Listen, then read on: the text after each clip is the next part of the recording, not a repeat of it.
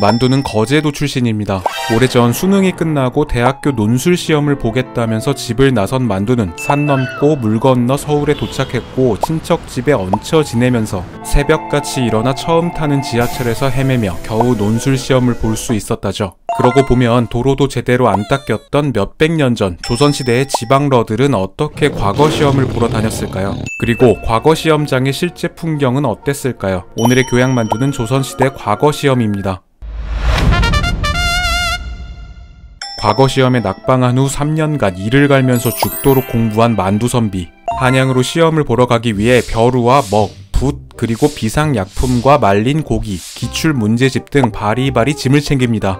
조선시대 지방 출신의 선비가 과거를 보러 한양으로 떠나는 것을 관광이라고 불렀는데요. 글자 그대로 빛을 보러 간다, 즉 태양과 같은 존재인 임금을 보러 간다는 의미였다고 합니다. 이들은 한양을 중심으로 연결된 9개의 큰 길을 따라서 한양으로 향했습니다. 과거길 중에서는 중령, 추풍령, 문경세제 등의 고갯길이 유명했는데 이때 징크스가 있었죠. 추풍령은 추풍낙엽처럼 시험에 떨어진다고 해서 피하고 중령은 죽죽 미끄러진다고 해서 피해 다녔습니다. 반면 문경세제는 문경이 기쁜 소식을 듣는 고개라는 뜻이어서 많은 수험생들이 문경세제를 지나서 한양으로 향했다고 하죠. 문경세제에서 한양까지는 약 15일 정도가 걸렸다는데요. 왕복 체류비부터 생필품까지 경비가 매우 많이 들어서 가난한 양반은 시험을 보러 가는 것 자체가 쉽지 않았습니다. 드디어 한양에 도착해 반촌에 방을 잡은 만두. 시험 보기 하루 전에 농명소로 가서 시험 접수를 합니다. 이름과 본관, 주소, 아버지와 할아버지 이름 등을 적은 응시 원서와 정육품 관리가 작성해준 신원 보증서를 제출하는데요. 과거 시험은 3년마다 정기적으로 치러지는 식년시와 나라의 경사가 있을 때 비정기적으로 치러지던 별시가 있었습니다. 이름이 무색하게도 식년시보다 별시가 더 많이 열렸던 탓에 가까이서 정보를 얻고 과거 시험을 준비하기 위해 한양에 눌러앉는 선비들도 많았다고 하죠. 드디어 D-Day, 본인 확인을 마치고 시험장에 도착했는데 너무 긴장한 나머지 갑자기 급동의 신호가 밀려옵니다. 실제로 과거 시험은 수능처럼 긴 시간 동안 치러야 했기 때문에 도시락과 개인 요강을 지참해야 했답니다. 하지만 체면을 중시하는 만두는 온 집중력을 엉덩이로 모아서 참아봅니다. 과거 시험은 야외에서 치러졌기 때문에 햇빛을 가릴 우산도 거의 필수품이었고요. 만약 비가 내리면 시험이 잠시 중단되기도 했습니다. 보통 식년시의 과거 시험은 문과 33명, 목과 28명, 잡과에서 46명의 합격자를 뽑았다는데요. 일단 문과의 나라 조선에서는 무과와 잡과는 잘 안 쳐줬고요. 이 문과 33명 중에서도 5등 안에 들어야만 3, 4에 채용되어 출세할 수 있었죠. 대과는 크게 3단계로 나눠서 치러졌습니다. 1차 시험인 초시에 합격하면 복시에서 33명의 최종 합격자를 뽑았고 마지막 전시에서는 임금이 직접 문제를 내서 등수를 매겼죠.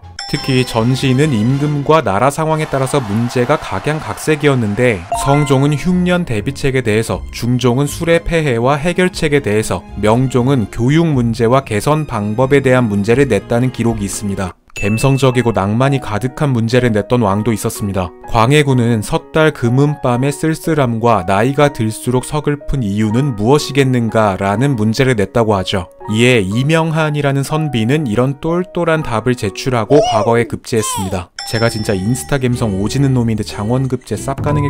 과거 급제자들의 평균 연령은 조선 전기만 해도 29.2세였는데요. 후기에 가서는 36.9세까지 올라갑니다. 과거 급제가 어렵다 보니까 아버지와 아들이 함께 과거 공부를 하거나 심지어는 할아버지까지 함께 3대가 공부를 하는 풍경도 흔했다고 하죠. 입신양명 태클을 탈 수 있는 유일한 방법이 과거 시험이다 보니 여기에 목숨을 걸어야 했던 사람들이 많았습니다. 이렇게 중요한 시험인 만큼 과거 시험의 공정성을 위해서 국가 차원에서도 다양한 장치를 마련했는데요. 우선 수험생들은 6자, 약 180cm 간격으로 떨어져 앉았고 시험이 시작되면 학생들은 물론이고 시험관들도 시험장 밖으로 나갈 수 없었다고 합니다. 또 시험 문제의 유출을 막기 위해서 문제는 시험 당일 새벽에 시관들이 함께 모여서 정했습니다.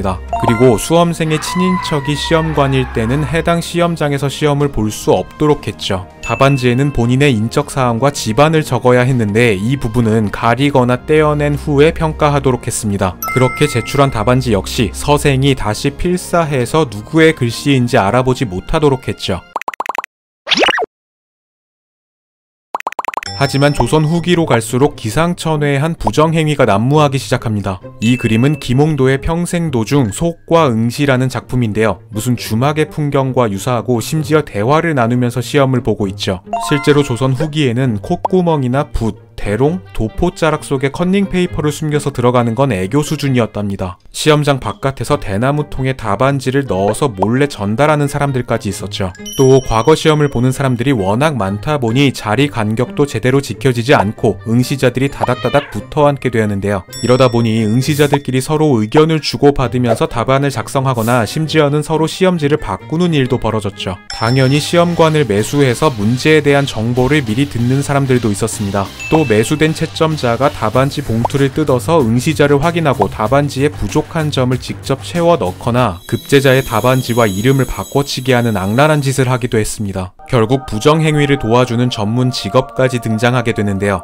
외부에서 답안지를 몰래 전달받기 위해서는 담벼락 옆자리가 명당이겠죠. 이 명당을 차지하기 위해서 몸싸움을 벌여서 위치를 선점해주는 선접군, 또 예상 답안지나 참고 서적을 들고 가는 책행담, 작성된 답지를 대신 필사해주는 사수 등이 있었죠. 그 중에서도 가장 막장은 바로 거벽이었습니다. 일종의 대리시험 전문가인데요. 아마도 실제 인물이었던 것으로 추정되는 유광억이라는 유명한 거벽의 이야기가 있습니다. 영남지방에서 대리시험으로 유명했던 이 인물을 색출하려고 한 경시관이 벼르고 있었는데 그의 눈에 완벽한 답안지가 하나 들어왔고 유광억의 것이라고 확신한 경시관이 이 답안지를 장원으로 뽑습니다. 그런데 알고 보니 1등, 2등, 3등 싹 다 유광억이 작성한 답안지였고 빡쳐버린 경시관들은 유광억을 잡아들이기로 하는데 안타깝게도 유광억은 잡히기 전에 스스로 목숨을 끊었다는 그런 이야기죠. 그런데 이렇게 대치동 1타 강사급의 능력자들인 거벽들은 왜 직접 과거를 치르지 않고 대리시험을 봤던 걸까요? 신분이 높지 않거나 몰락한 양반의 경우 과거에 합격해도 능력을 발휘하지 못하거나 허드렛 일만 하는 경우가 많았죠. 유광억 같은 거벽들은 아마 허드렛 일로 능력을 썩힐 바에는 돈이나 벌자라는 생각을 했는지도 모르겠습니다.